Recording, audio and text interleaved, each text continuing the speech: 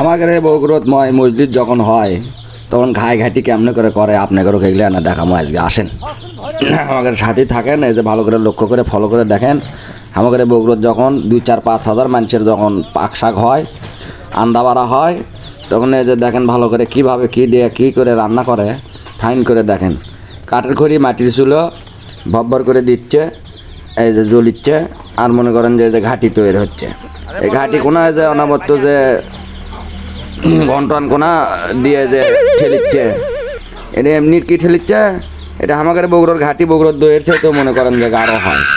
কারণ হচ্ছে যে এই ঘাটি যেমন তেমন ঘাটি লয়, এটা বাংলাদেশের মধ্যে এমনি কি বগুড়ার ঘাটি মনে করেন যে শ্রেষ্ঠ হয়, সেরা হয়, এমনি করে লয়। আর কিছু কিছু কারণ আছে, কিছু কিছু টিপস আছে, সেই জিনিসগুলো সম্পর্কে আপনাদের সাথে আজকে আমরা ফাইন করে বলার চেষ্টা করবো। আর আমাদের এই ভিডিও কী কী হচ্ছে, কী কীভাবে হচ্ছে রান্নাবান্না, এই পাক শাক রান্নাবাড়া কীভাবে হচ্ছে এই জিনিসটা ফাইন করে আপনারা ফলো করতে থাকেন। দেখেন এই যে ঘাটি কিন্তু কেবল সবে মাত্র শুরু, বলক আসেনি এখনও ঠিক মতে। ঘাটির চেহারাটা একটু দেখেন ভালো করে। সবসময় এই ঘাটনি দিয়ে ঠেলা লাগিচ্ছে, এই ঠেলাঠেলি কাম। এ মোড়ে থেকে একজন হাসিলের মুখ দিয়ে খড়ি ঠেলিচ্ছে, ও মোড়ে থেকে মনে করেন একজন মনে করেন যে এই যে ঘন্টল দিয়ে খালি ঠেলিচ্ছে।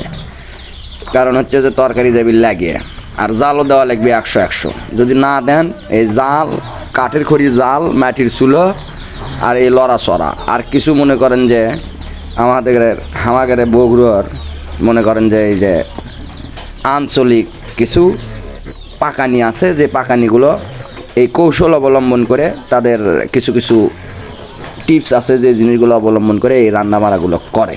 এই আন্দন ফান্দন যাই জিরাই করে করুক, এখন কথা হচ্ছে যে খাওয়া দাওয়ার সময় আমাদের এটা একটা সিস্টেম আছে।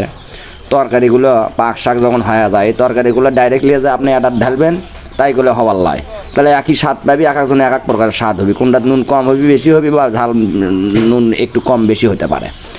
তাহলে এখন আমাদের এমকে মনে করেন যে ফাইন করে বুদ্ধি কি এক সাসপিনের থেকে প্রত্যেকটা আলাদা করে পাতিলত লিয়ে দেয়, এই যে এক বালতি করে বা এক ডাবু করে প্রত্যেকটার ভেতরে আলাদা আলাদা করে দেওয়া হচ্ছে, যাতে মাংস এবং প্রত্যেকটা সাসপিনের তরকারি সবটার মধ্যেই পড়ে যায়। এখন আমরা দৌড় দিছি মজলিস খাওয়ার জন্য, তাড়াতাড়ি করে যাওয়া লাগছে মজলিস আগে খাই। খালি ভিডিও করলে হবি তাই, মজলিসও তো খাওয়া লাগবি। যা দেখি সবাই মিলে খাচ্ছে সালা পেরে বাবা।